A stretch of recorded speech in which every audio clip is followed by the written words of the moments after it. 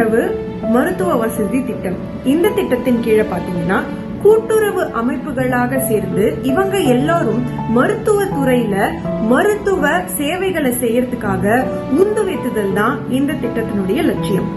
India முழுவதும் பாத்தீங்கன்னா இந்த திட்டம் ஆரம்பிச்சதுக்கு அப்புறமா 51 கூட்டுறவு சார்ந்த மருத்துவமனைகள் அமைக்கப்பட்டுள்ளது. மருத்துவமா இருந்தாலும் சரி, மருத்துவ சார்ந்த துறைகள் எல்லாத்துலயுமே கூட்டுறவு அமைப்புகளுக்கு முக்கியத்துவம் கொடுக்கப்படுகிறது இந்த திட்டத்தின் கீழே. மேலும் அவங்களுக்கு தேவைக்கு ஏற்ப நிதி உதவிகளும் இந்த திட்டத்தின் கீழே நம்மளுடைய மத்திய அரசாங்கம் கொடுக்கிறது.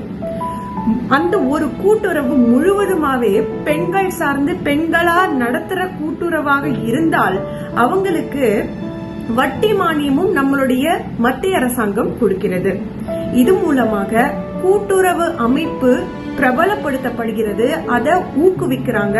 அதோட சேர்ந்து விமன் ஆண்டர்பிரினர்ஷிப்க்கு ஒரு எடுத்துக்காட்டாக நம்மளுடைய மத்திய அரசாங்கம் விளங்குகிறது. இது போன்ற பல்வேறு மக்கள் நலத்திட்டங்களை வழங்கிக் கொண்டு வந்துட்டு இருக்கும் மோடி அரசாங்கத்திற்கும் மோடிஜிக்கும் மிகப்பெரிய நன்றி. வணக்கம். ஜெய்ஹிந்த்.